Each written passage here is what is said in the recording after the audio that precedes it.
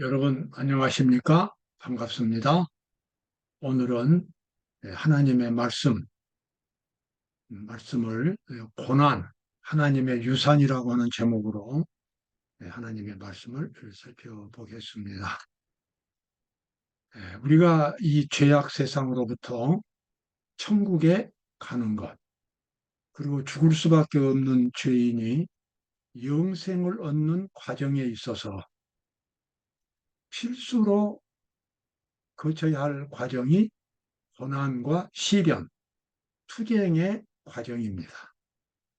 왜냐하면 죄인이 그 죄로부터 벗어나기 위해서는 자기 자신이 어떤 사람인가를 알아야 되기 때문에 그렇습니다. 자기가 얼마나 연약하고, 얼마나 부정하고, 또 얼마나 변덕스러운지, 정말 영생을 얻기에 얼마나 자기가 적합하지 못한 사람인지를 깨달아야 되는데, 그 깨닫게 해주는 과정이 역경과 시련, 고통들이기 때문에 그렇습니다. 그래서 이 하나님께서는 우리에게 영생을 얻는 조건으로 고귀한 고난을 하나님께서 우리에게 허락하시고, 그래서 바로 고난과 시련이 하나님의 유산이 되겠습니다. 오늘 그러한 말씀들을 살펴보도록 하겠습니다. 자, 히브리서 5장 8절과 9절에 나와 있는 말씀입니다.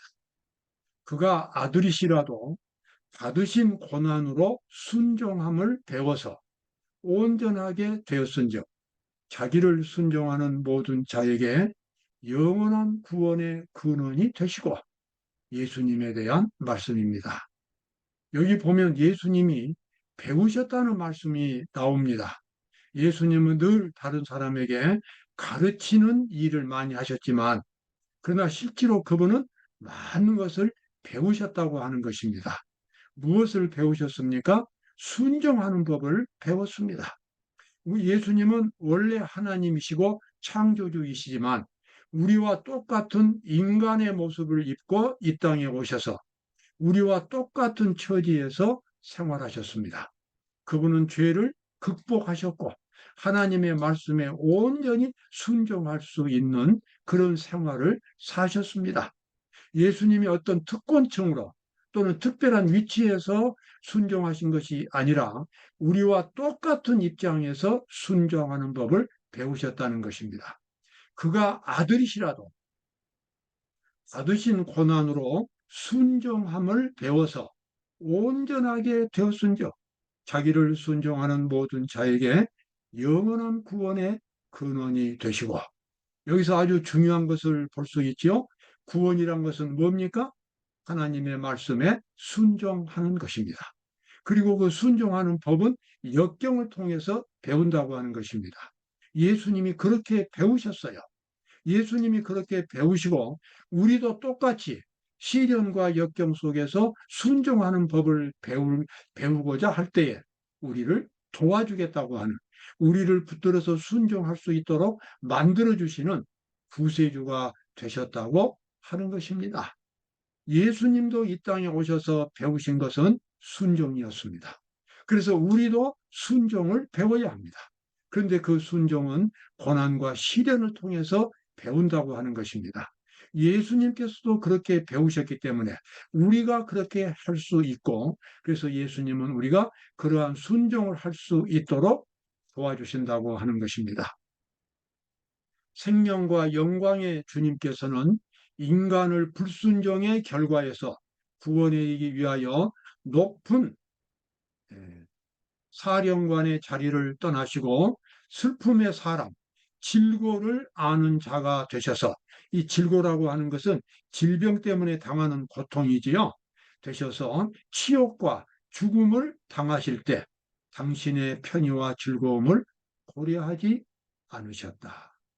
정말 온 우주를 창조하신 천천만만의 천사들의 사령관이신 예수께서는 그 사령관의 자리를 떠나시고 정말 우리 인간들이 겪고 있는 슬픔, 그 다음에 시련, 질고 이런 세계 속으로 들어오셔서 실제로 그와 같은 모든 슬픔들을 당하셨다고 하는 것입니다.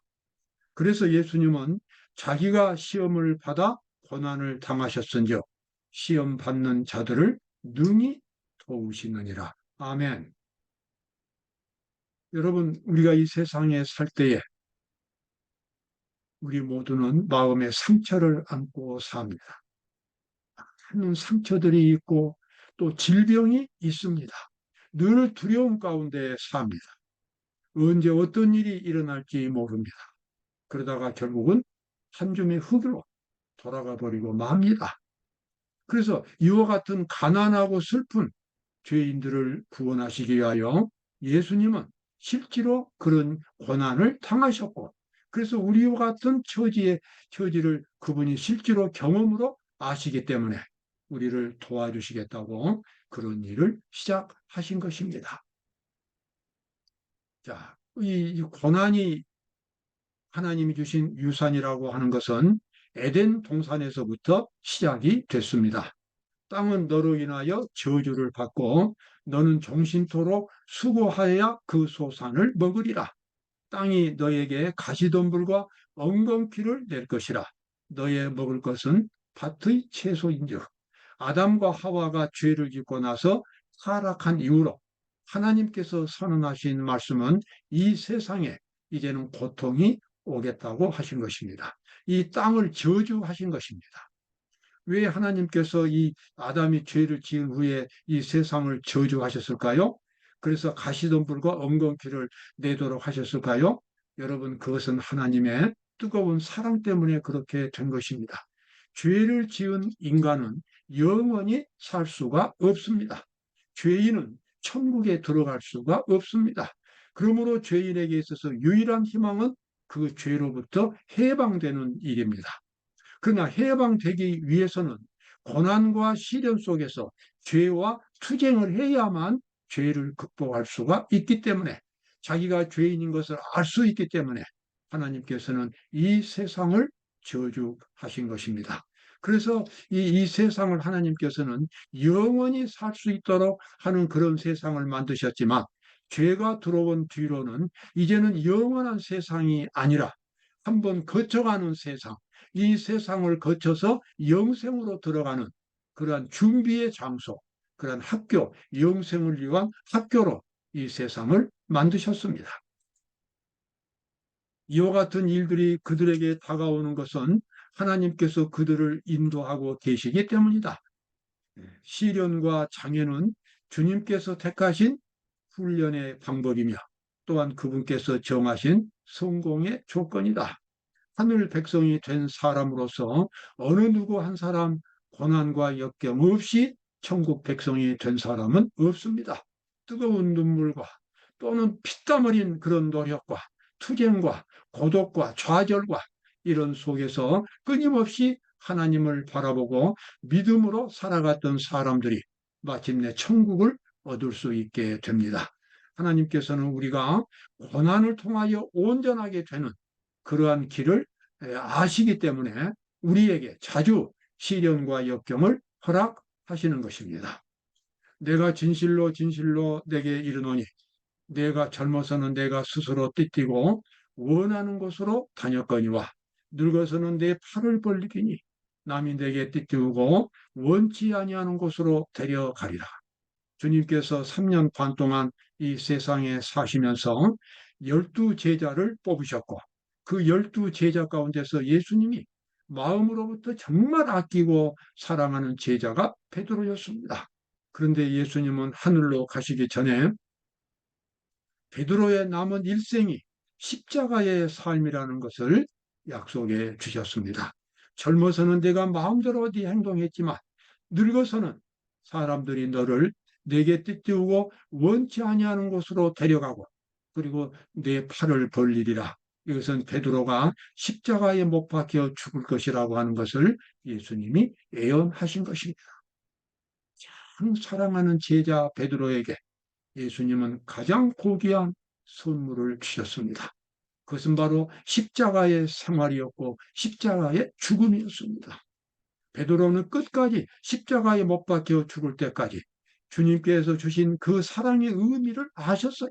자기에게 왜 십자가를 주셨는지 예수님의 마음을 아셨어요. 그래서 그 마음을 알고 있는 베드로는 성실하게 끝까지 고난의 길을 참고 갔고 마침내 로마 군인들에게 십자가에 못 박혀 죽을 때에 거꾸로 못 박혀 죽도록 부탁해서 베드로는 주님의 말씀대로 그렇게 삶을 마감했습니다. 베드로는 그 마지막 순간에도 예수님을 바라보면서 자랑스럽게 주님을 바라볼 날을 기대했던 것입니다. 사도행전 9장 16절에는 또 다른 제자 바울에 대한 말씀이 나옵니다. 그가 내 이름을 위하여 해를 얼마나 받아야 할 것을 내가 그에게 보이리라. 바울은 신약 성경 대부분을 기록한 참으로 탁월한 신학자였습니다. 그러나 예수님은 바울에게 정말 끊이지 않는 시련과 고통을 허락하셨어요.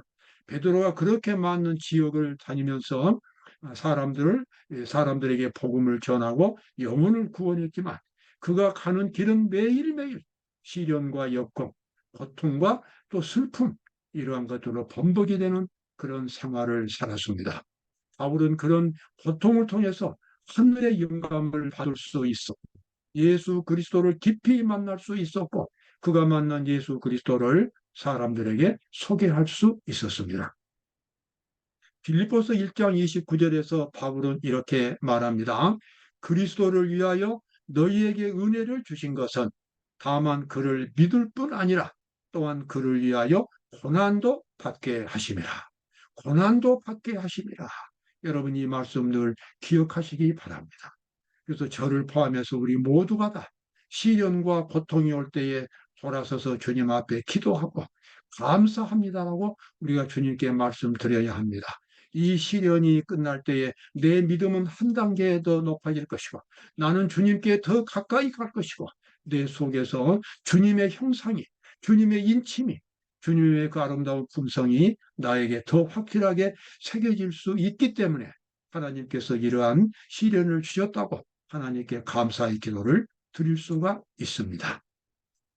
시대의 소망 313쪽에 보면은 요한계시록 5장에 나와 있는 책에 대한 설명이 나옵니다. 하나님의 섭리의 책, 곧 생명책에 우리는 각기 1페이지씩의 기록을 남긴다. 그 페이지에는 우리의 생애의 역사가 하나하나 상세하게 기록되어 있다. 여러분 일기를 잘 쓰시는 분들이 있지요? 근데 저는 이상하게 일기를 잘 못 씁니다.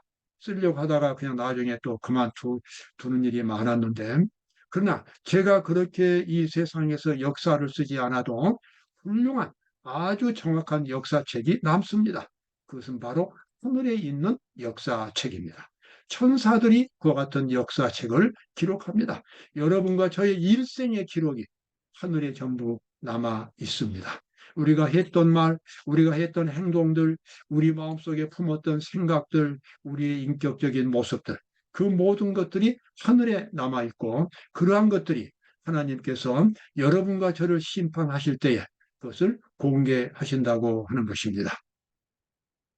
그분은 이런 사람들에게 시련을 안겨주시며 당신의 지혜로운 섭리로 그들을 각기 다른 처지와 다양한 환경 아래 처하게 하셔서 그들의 마음속에 있는 것들을 드러내게 하시고 그들이 알지 못한 그들의 품성의 약점들이 드러나게 하신다.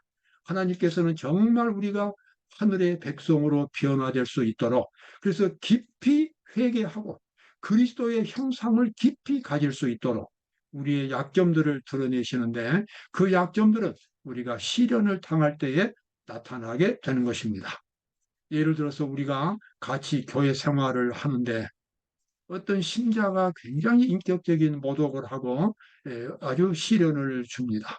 그러면 평상시에는 제가 점잖게 행동하다가도 그런 사람을 만나면 만약에 불같이 화를 내거나 원한을 품는다면 바로 내 속에 있는 죄의 그와 같은 모습들이 밖으로 드러나는 것입니다. 내 속에 있는 사단의 본성, 복수하고 싶은 마음, 증오심 이러한 것들은 사단에게서 온 정신입니다. 만약에 그 사람이 저를 그렇게 시련을 주지 않았더라면 내가 내 속에 숨어 있는 그런 죄악들을 제가 볼 수 없었을 것입니다. 그러므로 그 사람과의 관계를 좋게 해서 그 시련을 빨리 끝내야 하지만 아직 끝나지 않은 때라 저는 그 시련을 인해서 하나님께 감사하고 하나님, 나에게 그와 같은 본성이 있는데 그 본성을 정말 깨끗하게 씻어버리기를 원합니다. 주님 도와주십시오. 간절하게 주님께 기도하고 그 기도를 여러 번 매일 반복함으로 마침내 그 죄를 회개하고 버릴 수 있게 됩니다. 그래서 우리는 영생을 얻을 수 있게 되는 것입니다. 그래서 마지막 때 하나님의 참된 백성들에 대한 모습이 여기 나오지요. 이 사람들은 여자로 더불어 더럽히지 아니하고 정절이 있는 자라.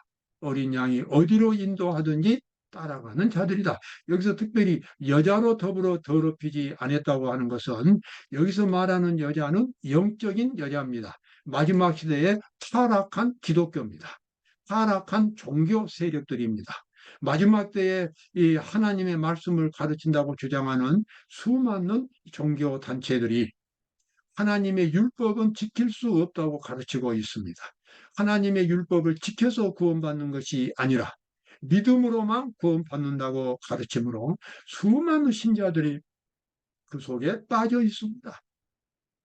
그저 교회만 가지고 입으로 믿음만 고백하면 구원이 될 것처럼 그렇게 착각을 하고 있습니다. 절대로 그렇지 않습니다. 내가 주님 앞에 내 믿음을 고백했다면 내 믿음의 목적은 하나님의 뜻에 순종하는, 그래서 경건한 하늘의 사람이 되는 것입니다. 나의 믿음이 거기까지 가지 못한다면 아무리 내가 믿음을 강조해도, 내가 아무리 교회 생활을 열심히 해도 나는 하나님 앞에서 하늘의 부적합한 사람으로 심판을 받게 될 것입니다. 바로 그것이 성경 요한계시록에는 여자로, 음녀로 나와 있고 그 여자가 수많은 사람들을 먹이는 정말 종교적인 포도주, 그것이 바벨론의 포도주가 되겠습니다. 거기에 속지 마시기 바랍니다. 자, 대쟁투 665쪽에 보면 참 감동 깊은 장면이 나옵니다. 예, 예, 거기 이제 1000년 후에 이 세상이 예수님께서 재림하시고 이 땅에 이제 1000년 기간의 휴식이 있은 후에 예수님과 성도들이 또 천사들이 지상으로 내려오고 악인들이 전부 부활할 때에, 그때 예루살렘 성이 하늘에서 내려와서 예수님과 성도들은 예루살렘 성 안에 있고 구원받지 못한 사람들은 성 밖에 있습니다. 정말 저는 그 장면만 생각하면 마음이 엄숙해집니다. 이 세상에 살았던 모든 사람들이 그때 다 살아나서 예수님을 바라보게 됩니다. 그때 예수님이 이제 예루살렘 성 안에서 높은 보좌에 앉으시고 우주의 새로운 우주 시대의 왕으로 등극하시게 됩니다. 그 예수님 곁에 있는 사람들이 어떤 사람들인가? 대쟁투 665쪽에 보면은 가장 가까이 있는 사람들은 이런 사람들입니다. 보좌 가장 가까이에는 한때 사탄의 사업에 열렬했으나 지금은 마치 불에서 꺼낸 타다 남은 나무와 같은 처지에서 깊고 열렬한 헌신의 마음으로 구주를 따르는 자들이 있다. 한때는 사단의 그 세력 속에 있었지만 나중에는 그걸 깨닫고 이제 하나님 편으로 돌아와서 정말 온갖 시련과 역경 가운데서, 그래서 불에서 꺼낸 타다 남은 나무처럼 그와 같은 경험을 가진 사람들이 예수님, 그 왕으로 등극하는 예수님 가장 곁에 있습니다. 그 다음에는 또 어떤 사람들입니까? 그 다음에는 거짓과 불신 가운데서 그리스도인 품성을 완성한 사람들과 그리스도 교회에서 하나님의 율법이 폐기되었다고 주장할 때 하나님의 율법을 존중한 사람들과 각 시대를 통하여 믿음을 통하여 순교당한 수많은 사람들이 또 그 다음에 또 쭉 서 있습니다. 이것은 지금 예수님 주변에 서 있는 성도들의 모습입니다. 그 다음에 또 누가 있습니까? 그 외에도 각 나라의 족속과 백성과 방언에서 아무라도 능히 셀 수 없는 큰 무리가 흰옷을 입고 손에 종려 가지를 들고 보좌 앞과 어린 양 앞에, 어린 양은 예수님이죠. 어린 양 앞에 서 있는 모습이 보였습니다. 하나님의 후사들은 가락방, 오막살이, 감옥, 단두대, 산, 사막, 지하 동굴, 해저 동굴 등에서 나온 자들이다. 그들은 땅에서 궁핍과 환란과 학대를 받은 자들이다. 그런 시련들을 통해서 그들은 자신의 부족함을 깨닫고 하나님께 대한 진정한 사랑을 나타낼 수 있었습니다. 여러분, 다시 한번 우리가 기억해야 되겠습니다. 시련과 역경은 하나님이 우리에게 주신 고귀한 유산입니다. 이 유산을, 이 고귀한 유산이 올 때마다 우리가 만약에 원망한다면, 그리고 그것을 타협해버린다면, 그리고 그것을 포기한다면, 우리는 그리스도인의 완전한 품성을 가질 수 없게 될 것입니다. 우리는 승리한 그리스도인으로서 하나님 앞에 나갈 수가 없을 것입니다. 시련과 역경은 우리를 미워해서가 아니라 하나님이 우리를 사랑하시기 때문에 그 어려운 시련, 그런 십자가를 통해서 그리스도의 완전한 품성을 가질 수 있도록 하나님께서 우리에게 베풀어 주신 고귀한 유산이 되겠습니다. 여러분, 오늘도 기쁨과 감사가 넘치는 하루가 되시기를 바랍니다. 감사합니다.